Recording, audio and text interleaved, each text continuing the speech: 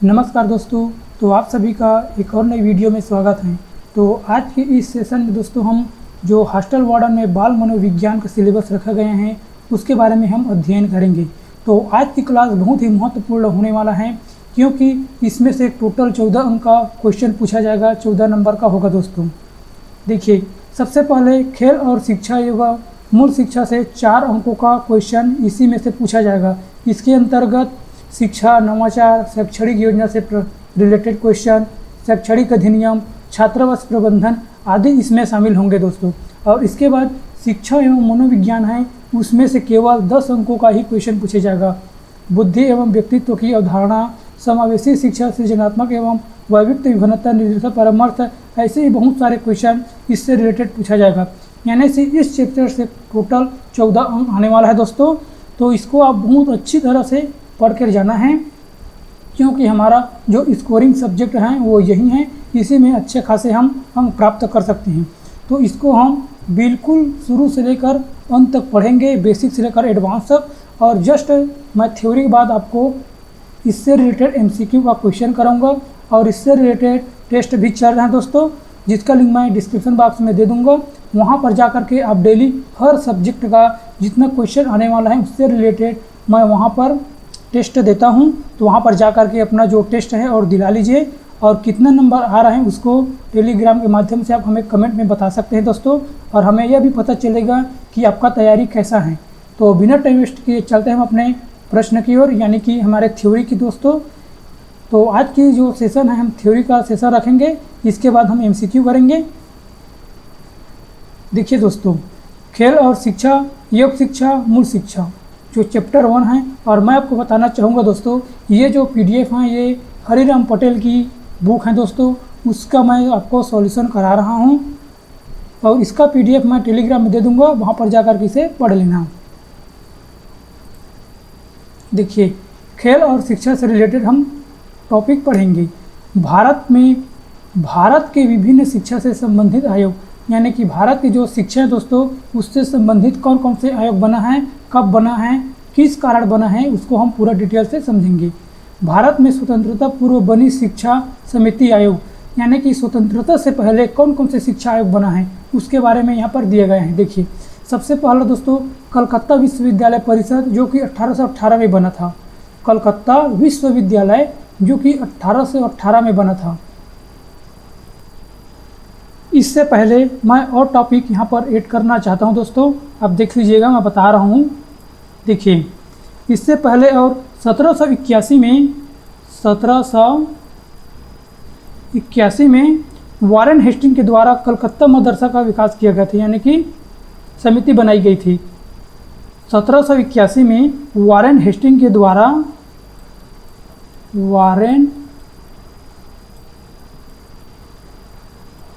Hasting के द्वारा कलकत्ता मदरसा का आयोग किया गया था। और इसके बाद 1791 में जोनाथन डंकन द्वारा वाराणसी में संस्कृत महाविद्यालय का समिति यानी शिक्षा समिति का आयोग गठन किया गया था दोस्तों।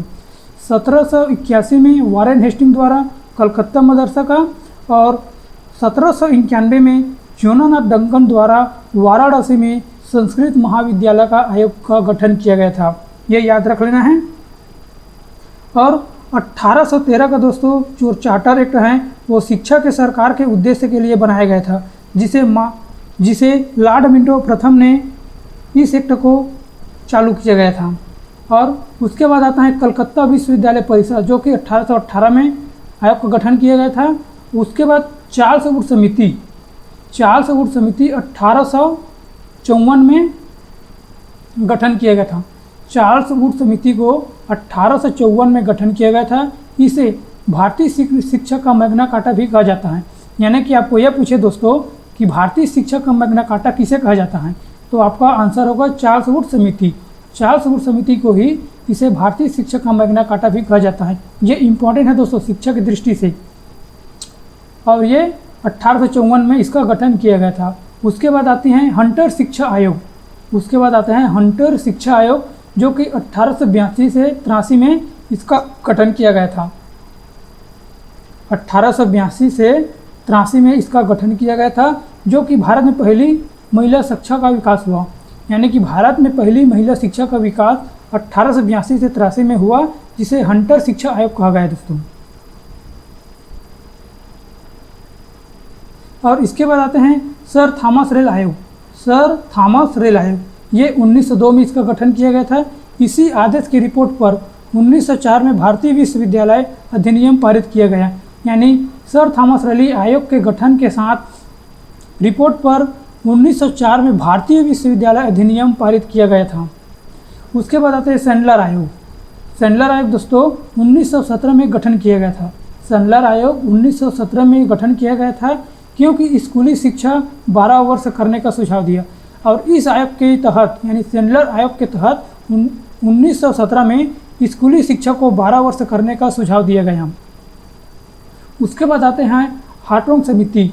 हार्टोग समिति जो 1929 में इसका गठन किया गया था, जो कि व्यावसायिक और औद्योगिक शिक्षा पर जोर दिया। और ये जो हार्टोग समिति का अध्ययन किया यानी कि गठन किया था दोस्तों, और ये व्यावसायिक और औद्योगिक शिक्षा पर जोर देने के लिए इस समिति का गठन किया गया था। और ये जो समिति है 1929 में गठन किया गया था। उसके बाद आते हैं सर जॉन सार्जेंट समिति। सर जॉन सार्जेंट समिति जो कि 1944 में इस समिति का गठन किया गया था। और इस आयोग से 6 वर्ष से 11 वर्ष के बच्चों को निःशुल्क एवं अनिवार्य शिक्षा की बात कही गई है। यानी कि आपको क्वेश्चन है पूछ सकते हैं दोस्तों कि कौन सी आयोग में 6 से 11 वर्ष के बच्चों को निःशुल्क एवं शिक्षा अनिवार्य शिक्षा की बात कही गई है। तो ये आपका आएगा सर जॉन सार्जेंट समिति, जो कि 1944 में इसका गठन किया गया था। यानी कि सर जॉन सार्जेंट समिति आयोग का गठन 1944 में किया गया था। किसके लिए किया गया था दोस्तों? 6 से 11 वर्ष के बच्चों के लिए निःशुल्क एवं अनिवार्य शिक्षा की बात कही गई है। और इसमें मैं कुछ टॉपिक ऐड करना चाहता हूं दोस्तों। और 1835 में मैकाले मिंटो ने अंग्रेजी में शिक्षा को बढ़ावा दिया। यानी कि दोस्तों 1835 यानी कि सन 1835 में मैकाले मिंटो ने अंग्रेजी में शिक्षा को बढ़ावा दिया। यानी शिक्षा में दोस्तों अंग्रेजी को बढ़ावा देने की कोशिश किया 1835 में। किसने किया? मैकाले मिंटो ने। और अगला चलते हैं, भारत में स्वतंत्रता के बाद बनी शिक्षा। यानी स्वतंत्रता के बाद कौन कौन सी शिक्षा आयोग का गठन हुआ? डॉक्टर एस राधाकृष्णन आयोग। डॉक्टर एस राधाकृष्णन आयोग जो कि 1948 में इसका गठन किया गया। विश्वविद्यालय अनुदान आयोग यूजीसी की स्थापना की। यानी कि यूजीसी की स्थापना कब किया गया? 1948 में। किसके द्वारा? डॉक्टर एस राधाकृष्णन आयोग के द्वारा विश्वविद्यालय अनुदान आयोग के यानी कि यूजीसी की स्थापना किया गया। उसके बाद आते हैं मुदलियार कमीशन। मुदलियार कमीशन 23 दिसंबर 1952 को इसका गठन किया गया। इसमें माध्यमिक शिक्षा आयोग भी कहा जाता है। यानी कि मुदलियार कमीशन को माध्यमिक शिक्षा का आयोग भी कहा जाता है। माध्यमिक शिक्षा का आयोग किसे कहा जाता है? मुदलियार कमीशन को। और ये कब लागू किया गया था? 23 सितंबर 1952 को इसका गठन किया गया था। उसके बाद आते हैं दोस्तों कोठारी आयोग। कोठारी आयोग कब गठन किया गया था? 1964 से 66 तक। कोठारी आयोग 1964 से 66 तक इसका गठन किया गया था, जो कि विद्यालय पाठ्यक्रम की रूपरेखा तथा विद्यालय प्रशासन एवं निरीक्षण से संबंधित अनेक कार्यक्रमों की सिफारिश की गई। यानी कि इस आयोग के द्वारा कोठारी आयोग यानी कि इसमें विद्यालय में जितने भी पाठ्यक्रम की रूपरेखा है तथा विद्यालय प्रशासन एवं निरीक्षण से संबंधित जितने भी कार्यक्रम हैं उसके सिफारिश की गई थी कोठारी आयोग के द्वारा। और कब किया गया था? 1964 से 1966 तक।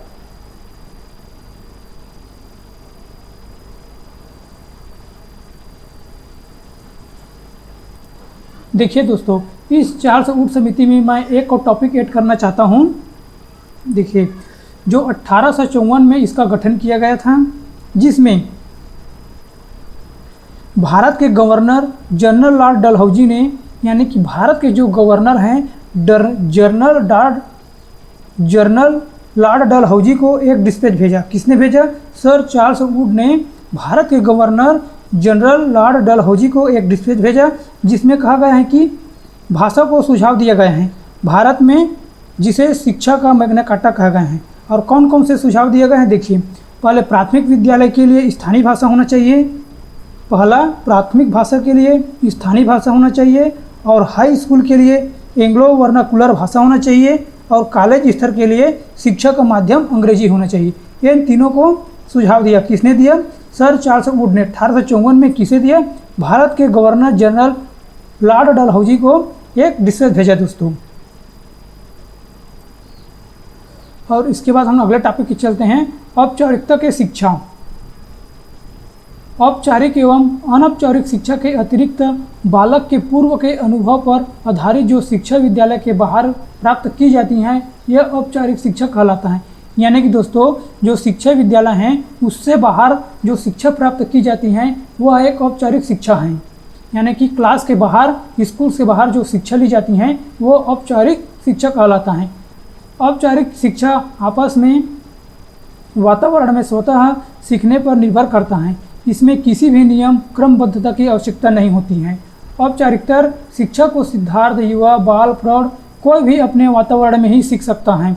इसके लिए किसी स्थान में जाने की आवश्यकता नहीं होती है, बल्कि सीखने की रुचि होनी चाहिए दोस्तों।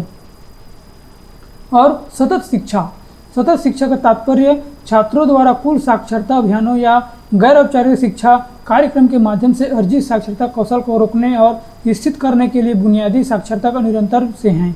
देखिए दोस्तों, जो महत्वपूर्ण है उसे मैं अच्छी तरह से आपके लिए एक्सप्लेन कर रहा हूँ। और पूर्ण साक्षरता अभियान, पूर्ण साक्षरता अभियान क्या है?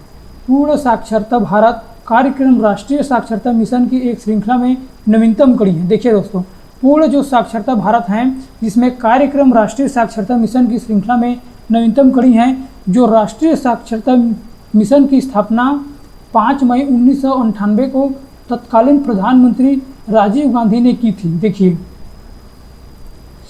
राष्ट्रीय साक्षरता मिशन की स्थापना कब की गई है?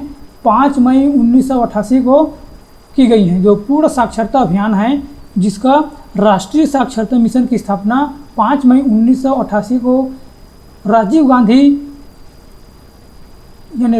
ने की है, जो कि तत्कालीन प्रधानमंत्री था। जिस समय प्रधानमंत्री राजीव गांधी था उसी समय राष्ट्रीय साक्षरता मिशन की स्थापना की गई थी 5 मई 1988 को, जिसके उद्देश्य से देश के 15 से 35 वर्ग के आयु को गैर साक्षर लोगों को 2007 तक 95% साक्षर करने का लक्ष्य निर्धारित किया गया।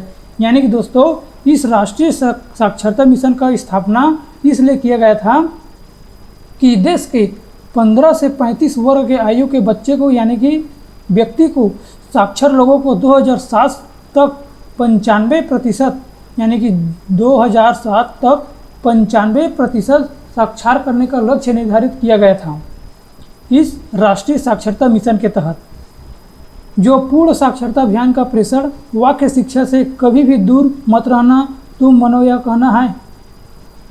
पूर्ण साक्षरता अभियान का प्रेषण वाक्य क्या है दोस्तों? यानी कि पूर्ण साक्षरता का प्रेरक वाक्य है, शिक्षा से कभी दूर मत रहना, तुम मानो यह कहना। यही इसका प्रेरक वाक्य है। किसका? राष्ट्रीय साक्षरता मिशन की प्रेरक वाक्य यही है, शिक्षा से कभी दूर मत रहना, तुम मानो यह कहना है।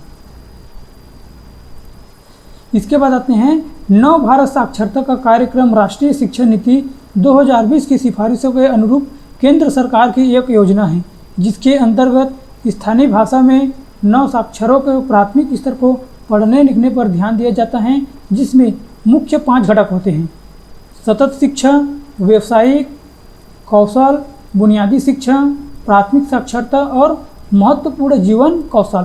ये 5 मुख्य घटक हैं, इसको याद रख लेना है। अगले चलते हैं शिक्षक तकनीकी विभिन्न नवाचार। शिक्षक तकनीकी विभिन्न नवाचार। शिक्षक तकनीकी एक ऐसी प्रविधि के विज्ञान है जो विद्यार्थियों को व्यवहारिक रूप से परिभाषित करने में सहायता करता है। शिक्षक तकनीकी एक ऐसी प्रविधि का विज्ञान है जो विद्यार्थियों को व्यवहारिक रूप में परिभाषित करने में सहायता करता है। शिक्षक के उद्देश्य पाठ्य चर्चा, शिक्षण, विधि मूल्यांकन, अनुशासन, शिक्षा या प्रशिक्षण आदि जैसे शैक्षिक नवाचार के क्षेत्र हैं। शिक्षा नवाचार का सिद्धांत का अर्थ शिक्षक पाठ्यक्रम में नई तकनीकों का उपयोग में लाना है, जिसे शिक्षा में सहायक सामग्री का प्रयोग करना, व्याख्या विधि को छेड़छाड़ यानी कि छोड़कर हस्तक्षेप, शिक्षा पाठ्यचर्या में समयानुसार आवश्यकता अनुसार संशोधन, शिक्षा की गतिविधि आदि। ये हमारे लिए ज़्यादा इंपॉर्टेंट नहीं है दोस्तों, जो इम्पोर्टेंट है इसको मैं अच्छी से एक्सप्लेन कर रहा हूँ। शिक्षा का लोकव्यापीकरण, शिक्षा का लोकव्यापीकरण, शिक्षा का सार्वजनिक या लोकव्यापीकरण का सार्वभौमिकीकरण का शाब्दिक अर्थ है शिक्षा का किसी निश्चित स्तर तक सभी लोगों के लिए अनिवार्य एवं निःशुल्क रूप से उपलब्ध होना। यानी शिक्षा ऐसी है दोस्तों जिसे सभी लोगों को अनिवार्य रूप से निःशुल्क उपलब्ध कराना। लोकव्यापीकरण में प्रमुख समस्याएं, लोकव्यापीकरण में प्रमुख समस्याएं क्या क्या सकती हैं? निकटस्थ प्राथमिक विद्यालय का अभाव, समय पर उम्र के अनुसार नामांकन न होना, निजी कार्डों से विद्यालय छोड़ना। देखिए दोस्तों, निकट प्राथमिक विद्यालयों का अभाव यानी कि नज़दीकी में प्राथमिक विद्यालय न होना, ये इसके लिए एक समस्या हो सकती हैं। या फिर समय पर उम्र के अनुसार नामांकन न होना, जैसे कि दोस्तों इसमें जिसका आयु हो गया है फिर भी उसका विद्यालय में नामांकन न होना, इसका भी एक समस्या है। और निजी कार्डों से विद्यालय छोड़ना, यानी कि दोस्तों कुछ कार्य होते हैं जिससे हम विद्यालय नहीं जा पाते हैं, जिसके लिए हमें छोड़ना पड़ता है, इसका भी एक समस्या है। अगला देखते हैं, शिक्षा के लोकव्यापीकरण की आवश्यकता एवं महत्व में निम्नलिखित कारण। साक्षरता प्रसार के लिए आवश्यक, सामाजिक समानता और सामाजिक न्याय की भावना में सहायक, आवश्यकताओं की पूर्ति के लिए आवश्यक, व्यक्ति के विकास के लिए आवश्यक और स्व शिक्षा के लिए आवश्यक तथा राजनीतिक जागरूकता। और उसके बाद आते हैं खेलकूद। खेलकूद क्या है? खेल आमोद प्रमोद हैं, खेल आमोद प्रमोद हैं, खेल में मज़ा आता है। कोई भी ऐसे क्रियाकलाप जिसमें बच्चों को आनंद मिलता है वह खेल कहलाता है। ये सिंपल से इसका व्याख्या है। खेल अपने आप में आनंददायक हैं। खेल से बच्चों को बहुत ही संतोषजनक मिलता है। जब कोई बच्ची सीढ़ी पर बार बार चढ़ती उतरती है तो उसे विशेष आनंद की अनुभूति होती है। वही कार्य कोई बुजुर्ग व्यक्ति करता तो उसके लिए यह खेल नहीं बल्कि पीड़ादायक हो सकता है। इस प्रकार एक ही क्रियाकलाप किसी के लिए खेल हो सकता है और वही दूसरों के लिए कार्य व्यर्थ हो सकता है। खेल एक ऐसी प्रक्रिया है जिसमें बालक एवं बालिकाएं स्वेच्छा और खुशी से भाग लेती हैं, अर्थात खेलने के लिए उस पर दबाव नहीं डाला जाता। खेल में उनका योगदान सक्रिय होता है, यानी कि दोस्तों खेलने के लिए उस पर किसी प्रकार का दबाव नहीं डाला जा सकता। उसके मन में उमंग रहता है। बच्चों के अपनी खेल प्रक्रियाओं की अलग नियम होते हैं।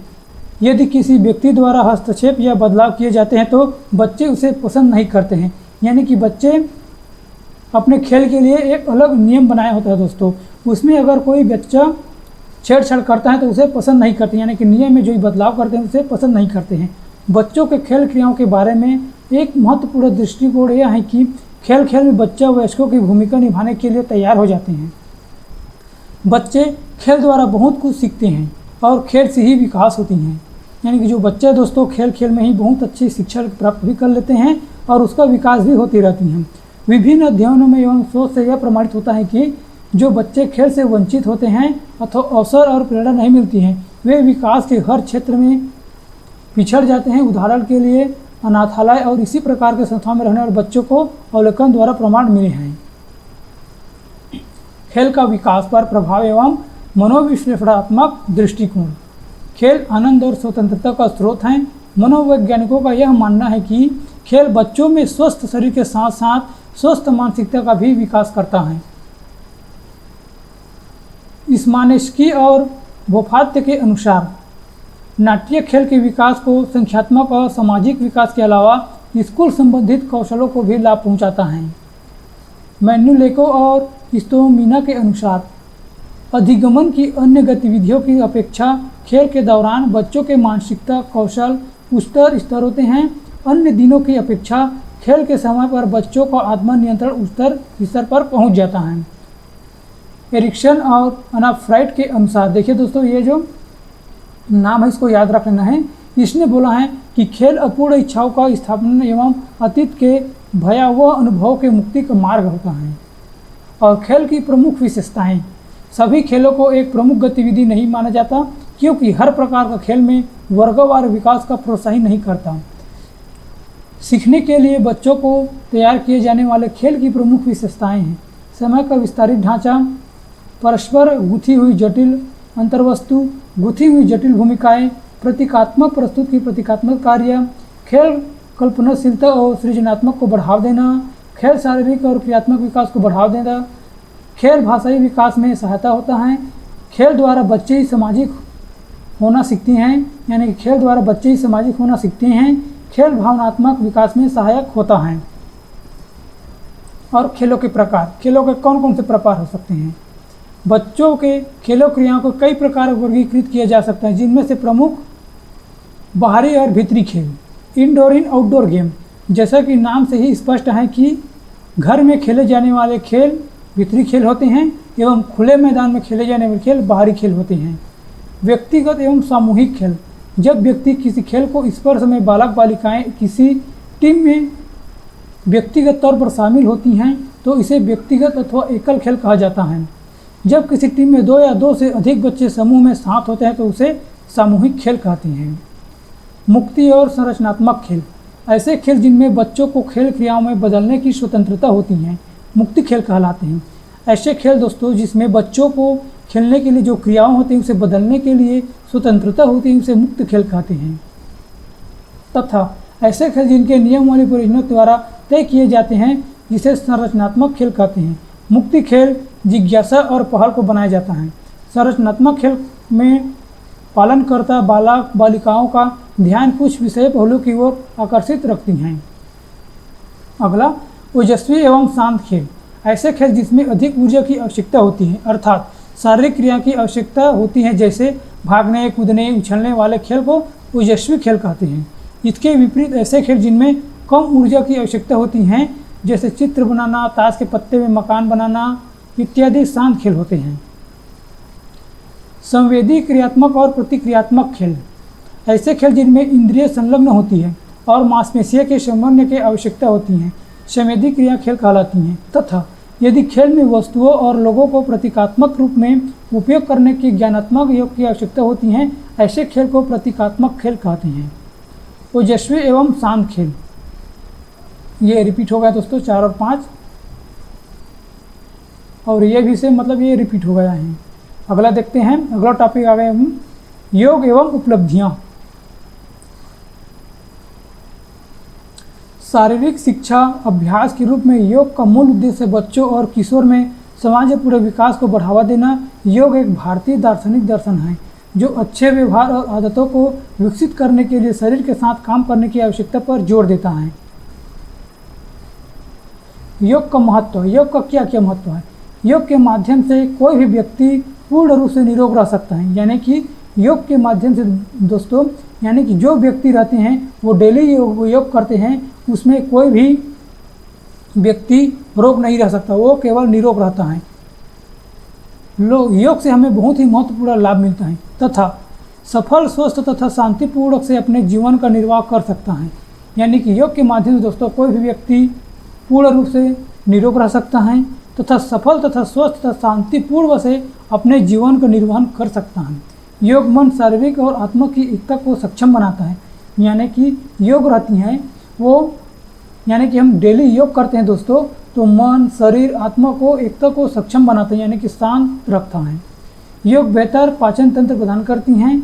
योग अभ्यास का प्राचीन रूप है जो कि भारतीय समाज में हजारों वर्षों के विद्यमान है। यानी कि योग अभ्यास का एक प्राचीन रूप है जो कि भारतीय समाज में हजारों वर्षों से विद्यमान है।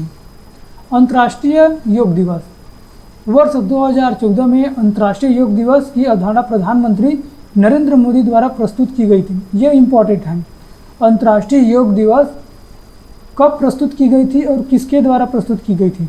तो अंतर्राष्ट्रीय योग दिवस 2014 में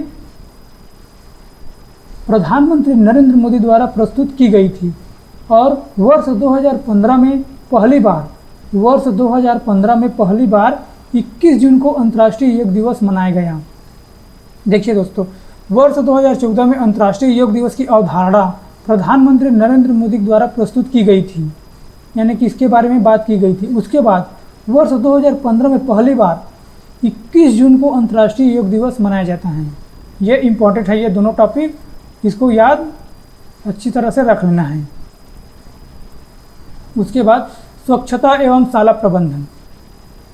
स्वच्छता, स्वच्छ विद्यालय बच्चों के उज्जवल भविष्य के लिए आवश्यक है। स्वच्छ विद्यालय बच्चों के उज्जवल भविष्य के लिए आवश्यक है। स्वच्छता से विद्यार्थी शारीरिक और मानसिक रूप से स्वच्छ रहता है और रोगों से मुक्त रहता है। विद्यार्थी जीवन में हम अपना अधिकांश समय विद्यालय में ही व्यतीत करते हैं।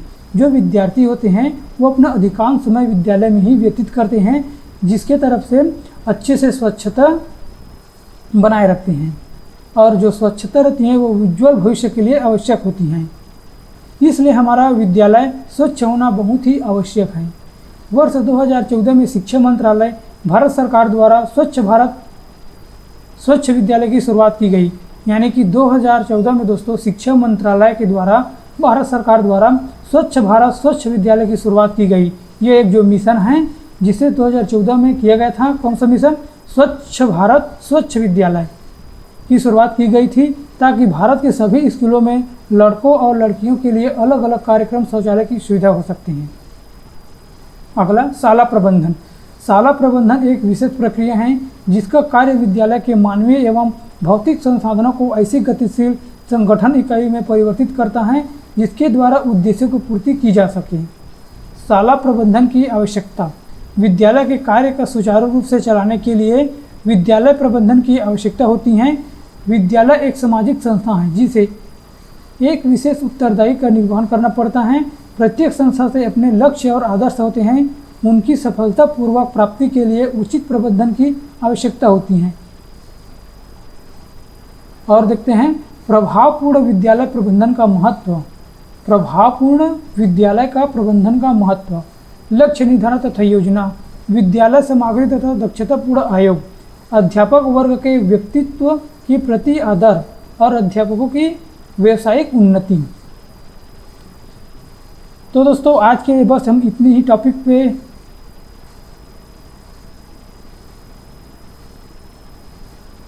ख़त्म करते हैं। इसके बाद हम अगला टॉपिक स्टार्ट करेंगे कल से, नवा विचार शैक्षणिक योजना एवं नई शिक्षा नीति 2020। तो इसका PDF मैं टेलीग्राम में डाल दूंगा, वहाँ पर जाकर के इसको डाउनलोड कर लीजिएगा और अच्छे से इसको पढ़ लीजिएगा दोस्तों।